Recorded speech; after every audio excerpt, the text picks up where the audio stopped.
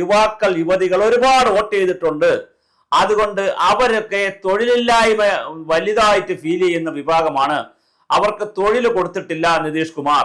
അതുപോലെ തന്നെ അഴിമതിയുണ്ട്. ഗവൺമെന്റ് നിതീഷ് കുമാറിനെയും മന്ത്രിമാരുടെ പേരിൽ വ്യാപകമായ ഇപ്പൊ കാലിത്തീറ്റ കുംഭകോണം പോലുള്ള വളരെ വ്യാപകമായ അഴിമതി കേൾക്കാനില്ലെങ്കിലും പണം കൊടുക്കാതെ ഒന്നും നടക്കാത്തൊരു ഉദ്യോഗസ്ഥ സംവിധാനം, ബ്യൂറോക്രസി, അതിപ്പോ കേരളത്തിലാണെങ്കിൽ പോലും അങ്ങനെ തന്നെയാണ്. പണം കൊടുത്താണ് പലതും നടക്കുകയുള്ളൂ. അപ്പോൾ വല്ലാത്തൊരു ബ്യൂറോക്രസിയാണ് ഇന്ത്യയിലുള്ളത്. ഇന്ത്യൻ ബ്യൂറോക്രസി കറപ്റ്റഡ് ആണ്. ആ കറപ്ഷൻ മാറ്റാൻ ഒരു മുന്നണിക്കും നരേന്ദ്രമോദി വിചാരിച്ചിട്ടും പറ്റുന്നില്ല, ഒരാളിനും പറ്റുന്നില്ല. ഇപ്പോ ആ കറപ്ഷൻ എന്ന് പറഞ്ഞാൽ corruption is A part and parcel of development എന്നുള്ളതാണ് ഇന്ദിരാഗാന്ധി പണ്ട് പറഞ്ഞിട്ടുള്ളത്. അതുകൊണ്ട് എവിടെ വികസനമുണ്ടോ, എവിടെ ഒരു ആനുകൂല്യം ഒരാളിന് കിട്ടുമോ അവിടെ അഴിമതിയുമുണ്ട് എന്നുള്ളതാണ്. അത് മാറ്റിയെടുക്കാൻ കഴിയുന്നില്ല. അതുകൊണ്ട് വ്യാപകമായ അഴിമതിയും ബീഹാറിലുണ്ട്. ആ അഴിമതിക്കെതിരെയുള്ള യുവാക്കളുടെ യുവതികളുടെ പ്രതിഷേധമാണ് ഈ വന്നിരിക്കുന്നത്. അതുകൊണ്ട് ഇന്ത്യ മുന്നണി നേടും എന്നാണ് പ്രശാന്ത് കിഷോറിനെ പോലെയുള്ള ന്യൂജൻ പാർട്ടികളുടെയും അല്ലെ ന്യൂജൻ സംവിധാനങ്ങളുടെയും ഒക്കെ പ്രൊമോട്ടർമാർ പറയുന്നത്. അപ്പോൾ ബീഹാറിൽ വളരെ കൃത്യമായി 1ാം ഘട്ട തെരഞ്ഞെടുപ്പ് കഴിഞ്ഞു. അടുത്ത 9ാം തീയതി 2ാം ഘട്ട തെരഞ്ഞെടുപ്പ് നടക്കും.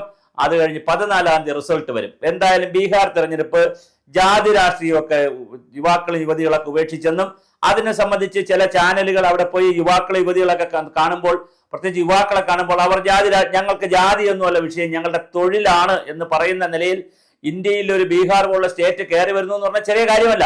ഞങ്ങൾക്ക് ജാതിയും മതമൊന്നുമല്ല ഇവിടുത്തെ വിഷയം, ഞങ്ങളുടെ തൊഴിലാണ് എന്ന് പറയുന്നുണ്ട്. അപ്പൊ യുവാക്കൾക്കും യുവതികൾക്കും തൊഴിൽ കൊടുക്കുന്നതിൽ നിതീഷ് കുമാർ ഗവൺമെന്റ് പരാജയപ്പെട്ടിട്ടുണ്ടോ?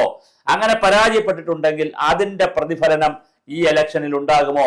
അതോ ഇതിനെയൊക്കെ കൗണ്ടർ ചെയ്യുന്ന രീതിയിൽ സ്ത്രീകളുടെ 10,000 രൂപ കിട്ടിയ സ്ത്രീകളുടെ വ്യാപകമായ മുന്നേറ്റം ഉണ്ടാകുമോ? 65% വോട്ട് ചെയ്തു എന്ന് പറയുമ്പോൾ കഴിഞ്ഞ കാലങ്ങളെ അപേക്ഷിച്ച് ചരിത്രത്തിൽ ഇല്ലാത്തൊരു ഭൂരിപക്ഷമാണ്. 65%, ഭൂരിപക്ഷമല്ല, ഒരു ശതമാനമാണ് ഈ 65%. അപ്പൊ കഴിഞ്ഞ കാലങ്ങളിൽ കണക്കെടുക്കുമ്പോൾ പുരുഷ വോട്ടർമാരിൽ നിന്നും 4-5% സ്ത്രീകൾ എപ്പോഴും കൂടുതലാണ് ചെയ്യുന്നത്. സ്ത്രീകൾ പൊതുവെ ബീഹാർ തെരഞ്ഞെടുപ്പിൽ സ്ത്രീകളുടെ ഒരു മുന്നേറ്റമുണ്ട്. പക്ഷെ അതിനെല്ലാം കവച്ചു വെച്ചുകൊണ്ടുള്ള വലിയ മുന്നേറ്റമാണ് ബീഹാറിൽ സ്ത്രീകൾ ചെയ്തിരിക്കുന്നത്. അപ്പോൾ ആ വോട്ട് ചെയ്തത് മുഴുവൻ നിതീഷ് കുമാറിന് പോകും അല്ലെങ്കിൽ കിട്ടുമെന്നാണ് ആ ക്യാമ്പ് വിശ്വസിക്കുന്നത്. അതിന് കാരണം ഈ 10,000 രൂപയുടെ കളി തന്നെയാണ്. അപ്പൊ 10,000 രൂപ മുഖ്യമന്ത്രി റോസ്ഗാർ യോജന അനുസരിച്ച്, മഹിളാ റോസ്ഗാർ യോജന അനുസരിച്ച് കൊടുത്തപ്പോൾ അതിന്റെ ഗുണം സമ്പൂർണ്ണമായി BJPക്ക് കിട്ടും എന്ന് തന്നെയാണ് BJP കരുതുന്നത്, അല്ലെങ്കിൽ NDA കരുതുന്നത്. പക്ഷേ ഞാൻ ഈ പറഞ്ഞ പോലെ ഇപ്പുറത്തെ ക്യാമ്പിന്, തേജസ്വി യാദവിന്റെ ക്യാമ്പിന്റെ ആത്മവിശ്വാസം യുവാക്കളാണ്, യുവതികളാണ്. യുവത്വം വ്യാപകമായി ഇറങ്ങി വോട്ട് ചെയ്തിരിക്കുകയാണ്.